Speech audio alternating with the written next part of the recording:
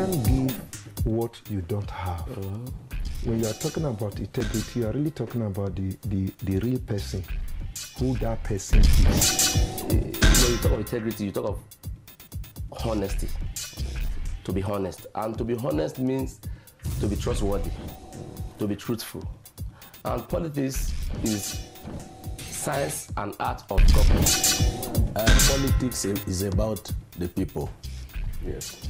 And if you talk about it in a deeper sense, it has to do with how people take decisions on how to lead themselves.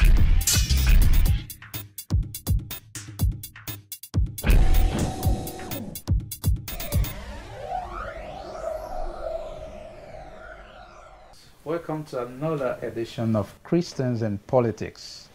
Today, we shall be discussing youth's participation in politics and governance. Korede Akitunde is my name.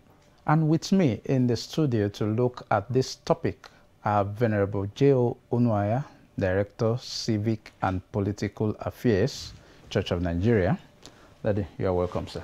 Thank you. How are you doing, sir? Thank you for having me. Thank you. And I have Engineer Ifeanyi Uzochukwu, Director of Child Abuse and Prevention and Youth Development Organization, who is also currently the councillorship candidate of Labour Party in the upcoming FCT area council election. You are welcome, sir. Thank you very much. Well done. Thank you. In the past, the youths in Nigeria have been clamoring for the reduction of age for positions in governance, and they came up with a campaign, Not Too Young to Run. To achieve this aim, after much pressure from the youth, the National Assembly in April 2018 voted to reduce the age limit for contesting for political positions. For president, it was reduced from 40 years to 35 years, for governors from 35 years to 30, and for senators from 35 to 30 years. And for State House of Assembly membership is from 30 years to 25 years old.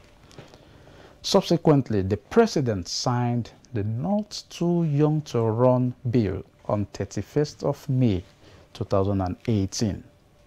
Let's take a look at this clip.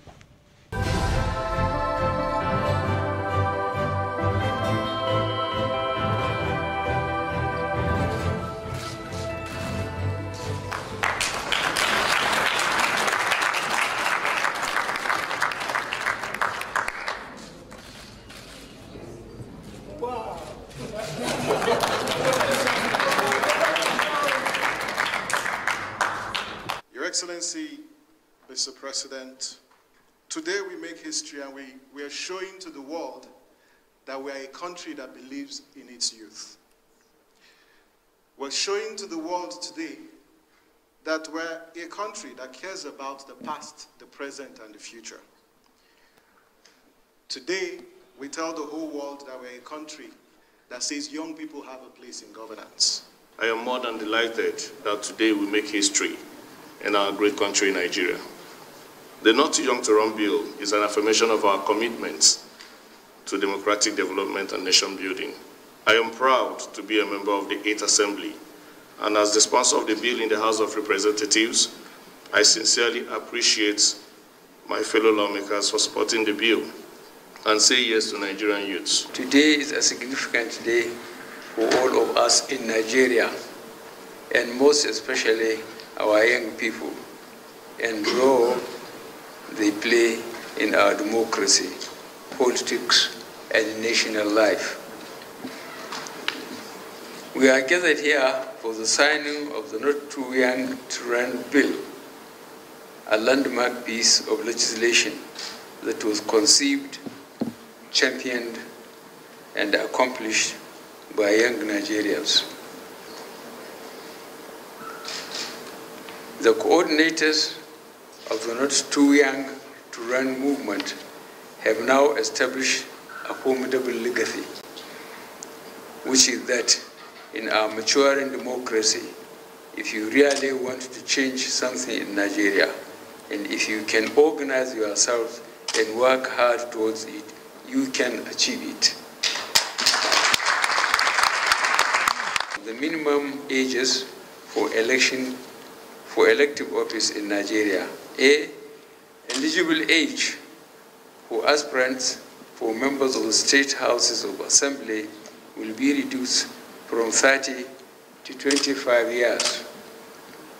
B, eligible age for aspirants for members of the Federal House of Representatives will be reduced from 30 to 25 years. And C, eligible age for aspirants for office of the President will be lowered from 40 to 35 years.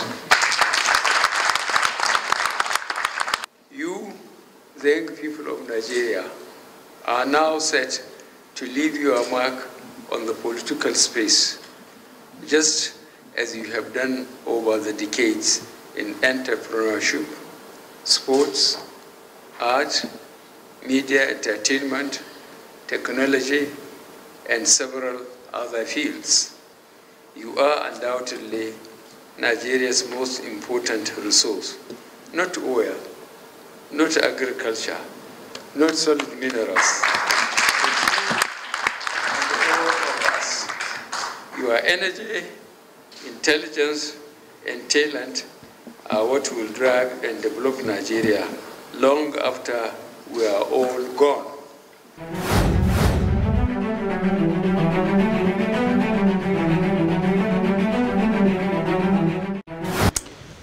From the concluded party primaries that produced some young flag bearers, it is obvious that there are more issues rather than the age reduction. This and many more we shall be discussing on this edition. Thank you for being here this day. What do you have to say about the Not Too Young to Run bill? Well, I think it was long overdue. Thank God that he finally said true. Mr. Etodo, who championed that very program, has been a personal friend to me since 2011 because we meet together on the election observation platform. And I've seen him with that great passion over the years. And his NGO, Yaga, is well organized. And if a young man like that can organize an NGO or civil society like that, and you can see the way he was able to push through with this bill. I mean, what prevents such person from becoming one of the leaders in the country? So I feel that it's something that is long overdue, but thank God it has finally been signed by the president. It is now left for Nigerians, especially the political parties, to create the space for the youths. Engineer, fine. As a young person who is also now into politics, what will you say the Not Too Young to Run bill? What's your position on this bill? One thing I would just say is that over the years, the youths have been most of the time on the sideline. They are like spectators. They criticize, talk. In fact, you see more of the politician youths at the newspaper stands. That's where they make all the noise. And now it is obvious that as a youth, not only that you have a dream, you can realize that dream. Okay. It needs action. And what Etodo did was just that that dream has been there, but he put the idea to action. And he pushed, it was not easy to come by. It was not easy to come by. But in the end, it scaled through. So once we have that aspiration, the next thing that needs to make that aspiration to come to actualization is action. All right. Now let's look at, apart from the age reduction, what have you have to say about the cost of acquiring forms in political parties for various political positions? Looking at the major, because that's actually now. Yeah, that is why I said the bill has been signed. Yeah. It is now left for the political party to create the space. Because you can sign a bill with one hand and with the other hand place an embargo on young people. The cost of obtaining express of interest form, as we saw it in the last primaries that were done, was just outrageous. Look at that of the president. How many youths in Nigeria, no matter how qualified they are, have the financial muscle to pick up such a form? Maybe on a lighter note, we need to gather all the youths who are working in Nigeria together to put their salaries together to purchase a form for a youth to contest for presidency. So what we saw, I mean, during this primary is it's not something to be desired at all. Mr. You are a member of Labour Party. What does it take to get a form express of interest form in Labour Party for, let's say, for the position of a president? I think it's about 10 to 15 million. And I think it was. We are not too sure of them because they are not. Are you presenting a candidate? A candidate. Is Labour Party presenting any presidential candidate? Yes, we have a candidate. Okay. So, as a councillor, how much did it cost you to get a form? Okay, at our level, it was initially the amount was 100 and something thousand naira. Okay. But that is where it's important for us to be involved in politics. We protested. We said, if this money is this high, there are other parties that theirs were quite higher. Okay. But if this money is this high, then what do you expect us to do when the time of campaign and so on starts? So the money was reduced to 50,000 naira for nomination form and 5,000 naira for expression of interest. Okay. But if you are unable to purchase the form, and it's obvious that there are others, nobody from your ward or this thing is interested for that position, there are some that did not even pay. It was given to them free. It was based mainly on capacity. If you're able to do that, okay. If you're not able to you can't afford the nomination form, and it is seen that you are a good candidate, you will be given the form. Okay, I think that's for Labour Party. That's for Labour Party. So, but we've seen that the signing of the bill has not been fully. We've not seen the results. The result, yeah. And I think that is on the issue of the financial implication to get forms. And okay, let's say from your own party you were able to protest, but let's look at some of these other major parties. A president has to get about 45 million naira to purchase a form. So, in your own opinion, what are you saying? Does this campaign has to move to another level? I think the youth have done what they are best to. You know, it's like having a policy, and then the basic thing is about sincerity of purpose. It's not about signing a bill. You can tell everybody here, you have access to that door, you can just go walk in, there's no problem, the door is open. But each time you get to the door, you discover it is permanently shut.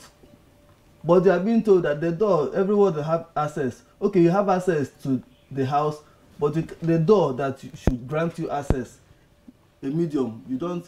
So I think the other part that the political party, it has to do now with the political parties, is for the political parties to now take it up, to make this money, because it's not really about the money. Venerable, you have been monitoring election, and that makes you a bit closer. Observing. Okay, observing, and yes. I think that makes you closer to the INEC.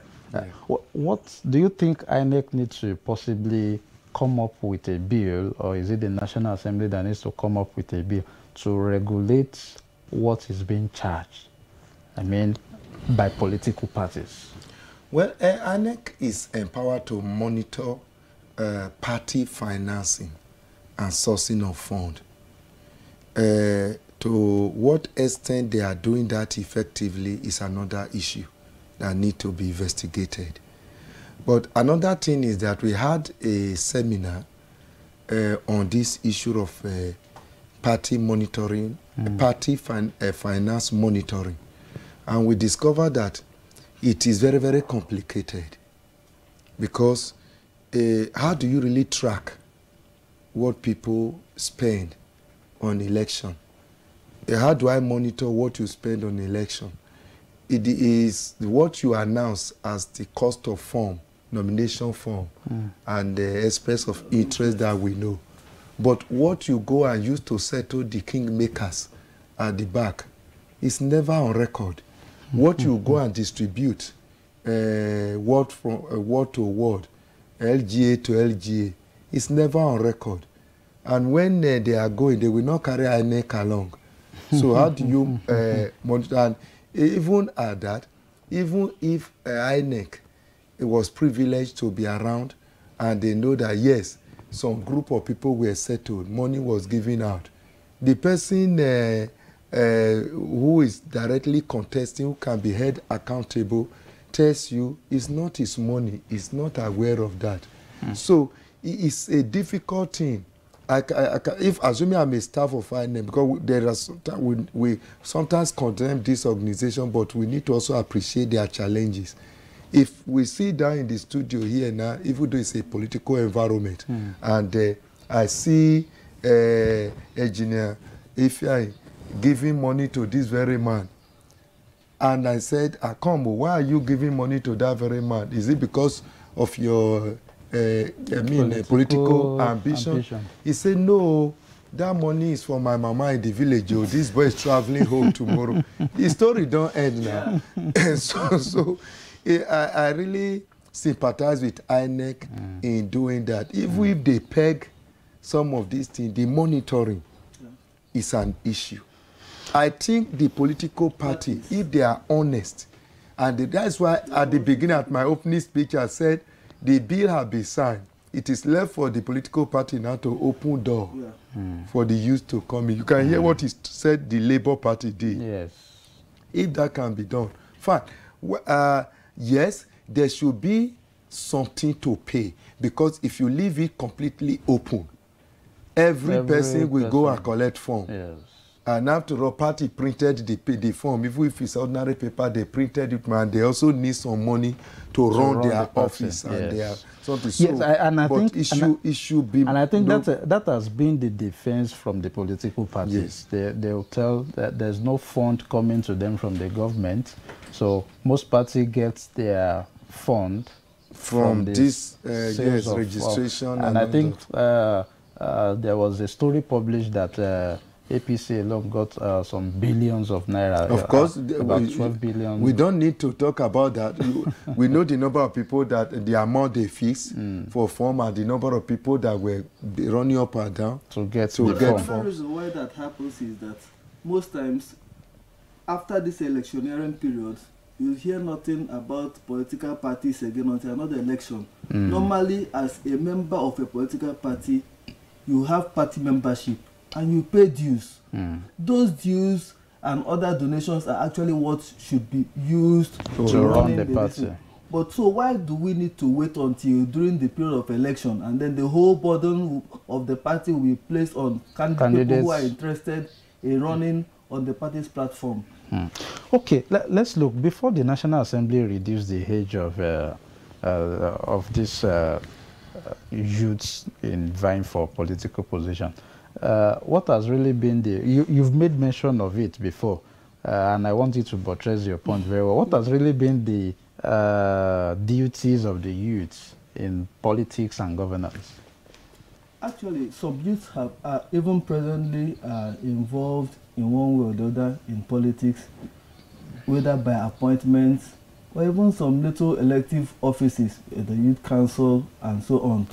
But most times you see that you spend more time criticizing, and that's why I mentioned when you go to, in fact, there are no better debaters than the ones we find in the newspaper stand. Because seriously, when you go there, see them, they have their issue based even in their, but that is where they end it. Some youths are also being used as stocks to disrupt processes and so on, just because of one mundane thing or the other, especially for selfish interest of some money bags. Youths have, but I think youths are more active now. They are coming up now. There is more there is more sensitization. I think you've pointed out the issue of people at the newsstand, political talks, which are. One other things are the social media commentators. That's why I say critics. Those ones are just busy commenting. They are on some their of phone. them may not come out on election they are on their day. phone just Most talking. Of them also form pressure groups like the Itodo. Yeah. And they also form pressure groups that have helped in pushing up some policy, bringing up some policies that could affect the general well-being of citizens. Okay, I wouldn't know if we look at what youths have been doing in the past and what we are possibly looking at, what the youth should be doing as against the upcoming election, well, which is even less than 70 days now. The election is just less than 70 days. And do you think that with the caliber of youths that we have, do you think we can see any changes in the polity? If the youths come out really en masse to participate the way it should be, I mean, you will see a lot of difference. It will make a major mark. But the issue has always been that the youths allowed themselves to be relegated to the background. They are used to do the odd jobs. And after doing the odd jobs, they are abandoned until the next election comes again, which ought not to be. That's why we are here, encouraging the youth to go out and participate. Maybe I start by saying anyone who have not collected his PVC should go and collect his PVC, because it's not enough to jump up and down in the rally, sing and dance disco. Then on election day, you are at home sleeping. While waiting for a result to be announced, or commenting on social media on the election in which you did not vote. So I will encourage them to go and collect their PVCs. The youths of this country is, if I'm not mistaken, is up to almost 60% of the population. Up to 60%, and depending on the age bracket you are using for the youth. So we have the army of youth there on ground. So if they are willing to participate, what do I mean by that? Be full members of political parties by registration, attend meetings where they can put pressure on political parties to do the right thing, like what he said just now, that when they fixed 100,000 for form in the Labour Party, the youth protested and they brought it to 50. You see that they will make a lot of difference. And if they go out to vote on election day, I can tell you, things will go the direction the youth wants it to go. Because in democracy, we are talking about numbers. But we still have to look at these youths before we go on break. We still have to look at these youths. Someone said that there are a number of youths out of this 60% of the population that we are estimating. Talking about, yeah. A number of them are not educated, and that's why some of them are used as political talk, just like you. And if you look at it, the number of, let's say the 60% are ready to vote, the number of the illiterates among the youths are possibly up to about 40%. Now, I don't want to take that as an excuse. There's no amount of illiteracy we talk about today that should prevent a youth who is eligible to vote from voting. All you need to do on election day is to recognize the logo of your party and put your fingerprint by it. You have voted. So as much as we see education as an important tool in revolutionizing our system generally, I don't think that it's an excuse for the youths not to participate actively in politics this time. When you talk about thuggery, I can tell you, it's not just the uneducated youths that are being used for thuggery. Most of the people who snatch buses and who attack people on election day, they drive in with jeep with heavy machine guns and all that, shooting those sporadically. They are educated. Most of them are master's degree holders. People well educated. They plan all these things. It's just a kind of reorientation of the mind to know that you cannot be running up and down killing your fellow youths in the rally because of an 80-years-old person who has been in power all over and has been there. When are you going to also shine? He has been shining for years. Before we continue, let's just take a breather. Let's take a break, and we shall be back to continue on this discussion. Thank you.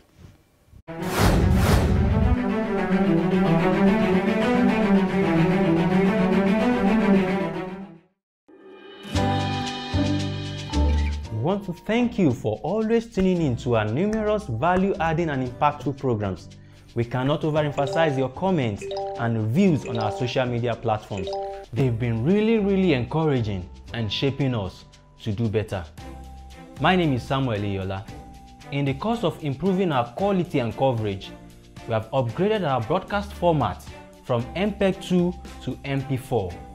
This is to improve the quality of the video you watch and also enable you, our esteemed viewers, to watch us anywhere you are in the world using your mobile phones. To keep watching ACNN, the simple step you need to take is to perform an auto scan on your HD decoder.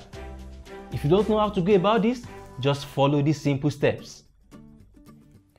Press Menu on the remote controller of your decoder. Select Installation menu. Press OK. Scroll down to Auto Scan and press OK. What you now have on your screen is the list of several satellite presets scannable on your free-to-air decoder. Just scroll down until you locate Intelsat 20 with angle 68.5 degree east and press OK.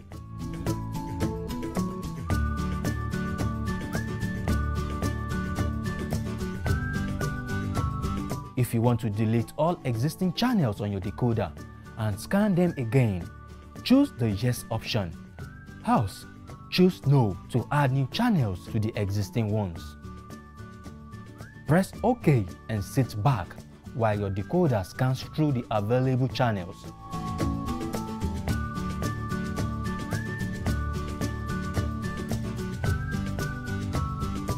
Your decoder will automatically quit this screen when scanning is completed. If this is not the case, press Exit button until you get out of the menu screen.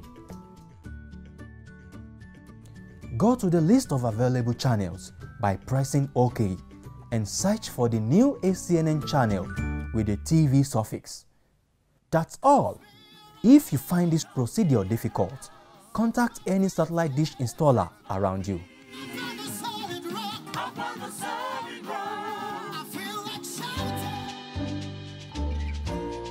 However, if you don't have a free-to-air decoder that supports this format, then you may need to get another decoder that supports this by contacting any satellite dish installer or vendor around you. Well, we're happy to inform you that you can now watch all our programs on your mobile devices as well as your laptops. Just visit our website at acnntv.com/live from any device. And you can also watch us live anytime, any day via your laptop by logging in to facebook.com/ACNNTV and click on the live TV link on the left hand side of your screen. Always remember that we will at all times bring to you the undiluted Word of God. Stay blessed.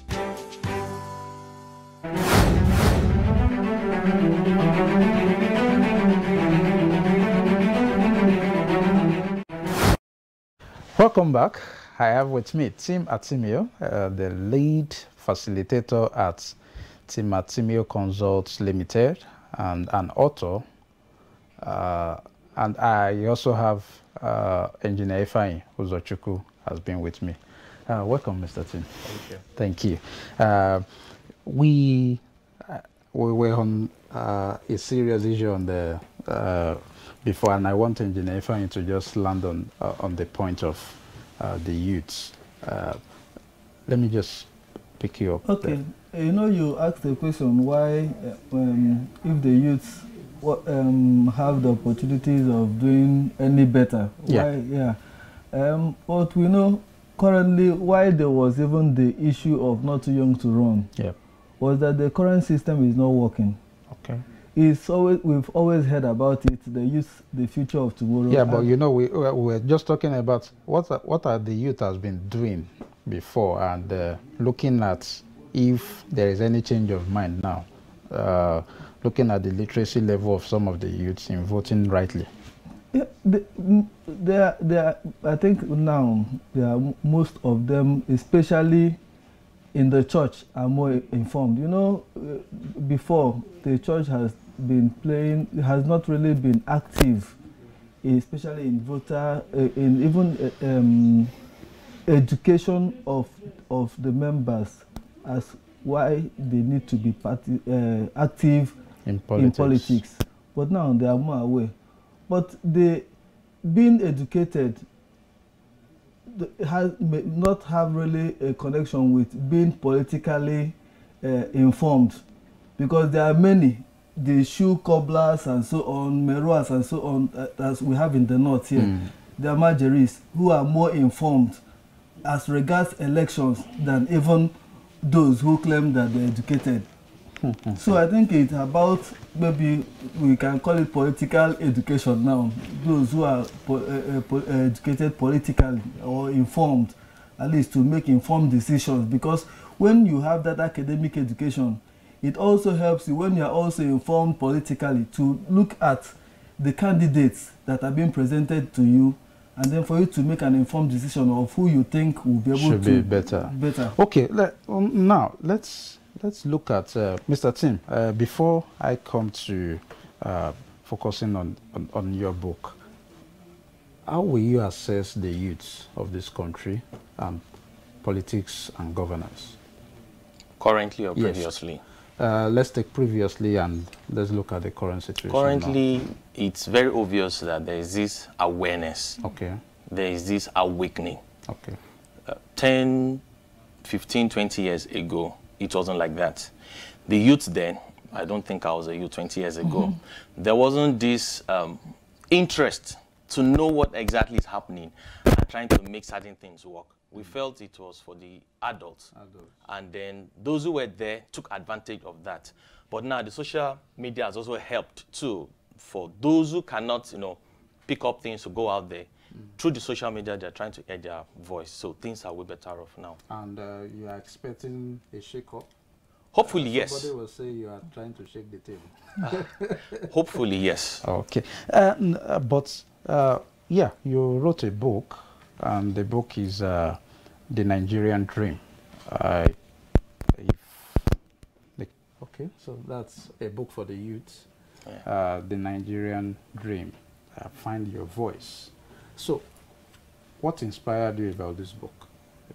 Okay, thank you. The Nigerian Dream, Find Your Voice. Yeah.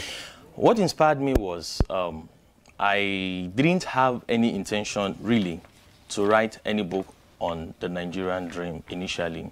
I was in my office that evening when I read 2-3 books at the same time. As a speaker, you know, a trainer and a life coach, I read a lot. I have to. I was reading a book by John Mason, The Enemy Called Average. So that Monday evening, something past 5, as I was reading, I remembered something I needed to check and cross-check from the book by Robert Schuller, Don't Throw Away Tomorrow. So as I turned to the other book to check what I was trying to confirm, So this word just crossed my mind, the Nigerian dream. Now, I just got through with an audio book, Find Your Voice, talking about what happened a long time ago in Bangladesh. So I drew my system close to me, and then I started pouring out my heart. I just wanted to pour out my heart. And then so I began to type and type and type. This was past 5 p.m. that evening. And then by past 5 on Tuesday evening, the first manual of this book was ready. So it was just, I just needed to pour my heart out. We've complained enough. We've complained about government policies, about inflation, we've complained enough. Let's stop the blame game. Let's look inwards. Should we even have a new government that is ready, they can fix everything? We've got our own part to play. So we need to look inwards and see, what do we have to offer back to the country? Not just what does the state have for me. So when you're ready and the government is ready, which we are hoping they will be, we're going to have a balanced equilibrium at the end of the day. Yeah, because I think that is one of the areas that we also need to be looking at. If the government employs cleaners on the road, to clean the road, I think I as a citizen shouldn't even litter the road. Yeah. So that, I saw something like that from Feladro Torres' Instagram page yesterday, when on Sunday he and his wife was driving on the street of Lagos, and somebody from the car in the traffic threw out a bottle, and he had to park in the traffic, went to pick up the bottle and give the person back, and said, if only what you can do as a citizen is to ensure that you don't litter the road, I think that's what you're trying to drive out. Yes, that's one side of it. Yeah. But then what this really talks about is, find your voice means find your purpose. Okay. Find your place. Yeah. Find your essence. Why were you born in a country like Nigeria? Why not somewhere else? You need to find that purpose. And I give illustration of 4 circles. Talent, what you're naturally good at. Okay. Passion, what drives you? What can you suffer while doing? Conscience, that innermost voice within us that tells us what is right and what is wrong. Then need. What need can you meet in the society that it can be paid for to drive your economic engine? The center point of these 4 circles, that's where your soul's code is. How can somebody think today, back then in the time of trade by barter, I go to the market with my tomato, hoping to exchange it with potato. So if I go to the market with nothing, I sure will come back with nothing, except I want to go steal or beg. So how can somebody with his right mind think to get money without having any intention to give something back to the society? So when you can bring these 4 things together, it's a universal principle. And principles are self-evident. They are timeless. They are universal.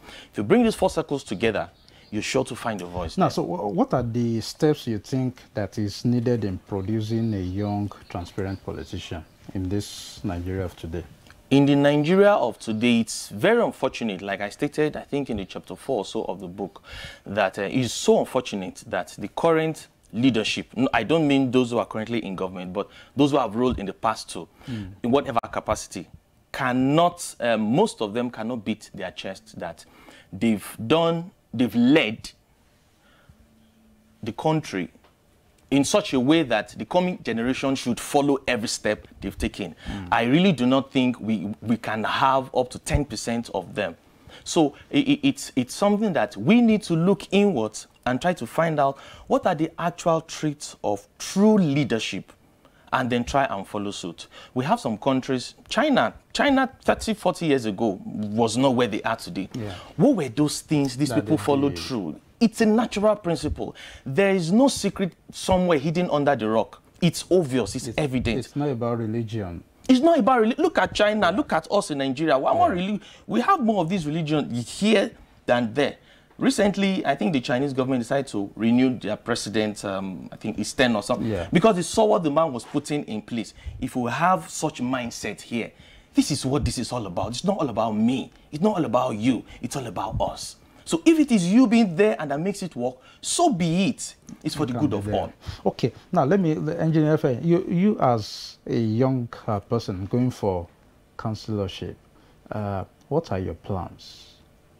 what are the plans that you have? Can you just highlight to know what you think you can do in the areas you want to handle?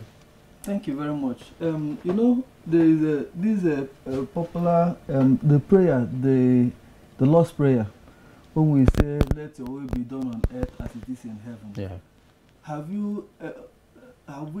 Do we really imagine what is it really that is in heaven that we pray God for it to happen here on earth? You know, in heaven, as we read in the book of Revelation, that the streets are made of gold. We may not be able to have the streets of gold here on earth, but we can be able to have good roads. Mm-hmm. In heaven, there is steady power supply because Jesus is the light. Yeah. Can we be able to achieve that here on earth? There are. If you, for those who are conversant with my word, Carol word, there are quite a number of things that needs to be done, and we can't keep talking. We need to actually start to work. So what are the plans on ground? Yeah, those are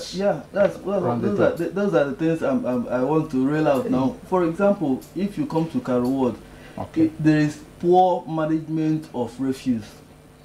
You can't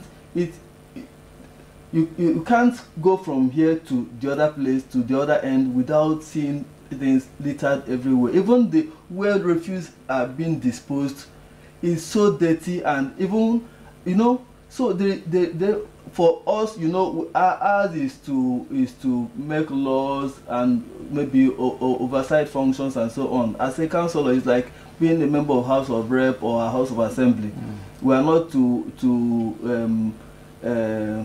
kind of enforce. Yeah, you are not the executive. You are not the executive, but there are some things we need to do to be able to. There are also constituency projects that we don't really see.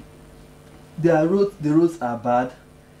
As I mentioned earlier, refuse management is poor. How do you intend to question or put the executive on their toes to execute what ought to be done, possibly at the state level, at the local government level, or at the local government level? Because I think that is where our own purview is that what I intend to do is because I'm not going there alone. There are other people who will be also elected. We look at the laws available, how it affects the constituency, the ward, and then if there are things that we need to tinker with, to adjustments that need to be done for effective monitoring, for effective enforcement of laws that can, and then also if there are constituency projects, because every year there are budgets for constituencies. Yes, for constituencies, and yet for years you don't really see anything.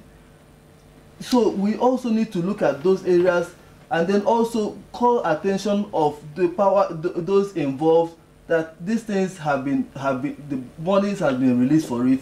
Why ask government of the day questions why these things that have been budgeted and monies released have not been done. The lives of the common man is not getting any better. So we also need to look at the areas that we can bring about empowerment.